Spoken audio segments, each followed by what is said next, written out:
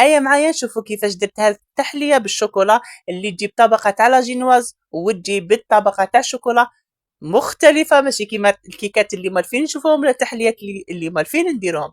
شكلا تشوفيها تعطي لك لا جينواز تعطي لك لا جينواز وطبقه تاع الشوكولا، لكن المذاق مختلف تماما. اروع كيكه شوكولا رايحين تجربوها، ولا اروع تحليه رايحين ديروها. تقدميها في ليزاسيات ولا تقدميها لي ترونش كيما حبيتي، ولا ديريها في علب التقديم تاع التحليات.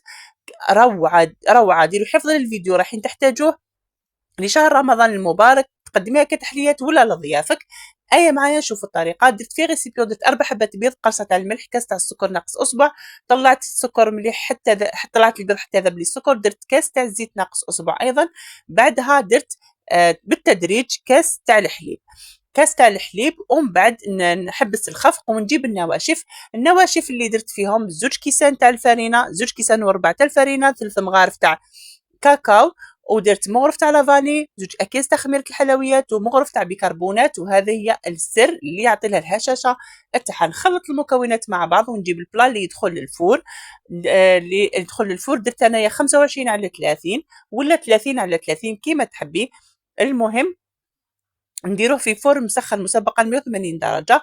كي طيب لي الكيكه تاعي نخرجها من الفرن، خليها تبرد شويه ومن بعد نقلبها باش نقدر ندير طبقه ثانيه وتجيني مسويه وتجيني متحوفه بهذيك الشكل اللي شفتوه. نقلبها في المول تاعها ونغلق السيرسو ومن بعد نشربها. حبيتي اولا تشربيها بالنسكافيه، كاس تاع نسكافيه ولا كاس تاع الحليب ولا كاس او شوكولا. انايا هنا درت كاس تاع الحليب مخلط بالقهوه باش تعطيني نكهه القهوه. نصرف الكيكه تاعي بجهه ونجي نخدم الطبقه هذيك الطبقه اللي تعطيني اروع ذوق تاع شوكولا. درت ريتله تاع الحليب، درت 2 اكياس تاع فلون تاع الشوكولا، 2 مغارف تاع لا مايزينا، و2 مغارف تاع السكر، و2 مغارف تاع كاكاو بني. نخلط مليح. بعدها نزيد لها علبه شوكولا سوداء ولا شوكولا بالحليب من نوعيه جيده. انا درت امباسادور وانتيا ديري اللي حبيتي، المهم تعطيني هذاك المذاق تاع الشوكولا.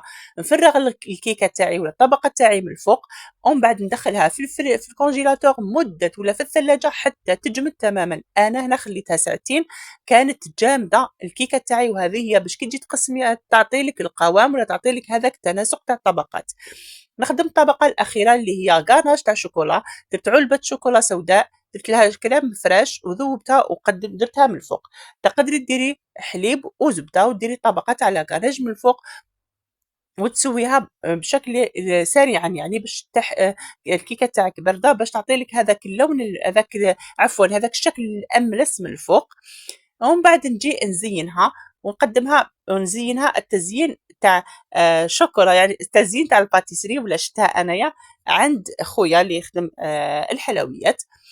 تشدي كاس فنجان تاع الزيت نباتي وديري فيه ملون الغذائي تاع الحلويات، الملون الغذائي العادي الاصفر ولا الاصفر ولا الفضي. انا كان عندي الفضي. ومن بعد تشدي فرشاه خاصه بالحلويات وتبداي ترشي بالطريقه هذه عشوائي.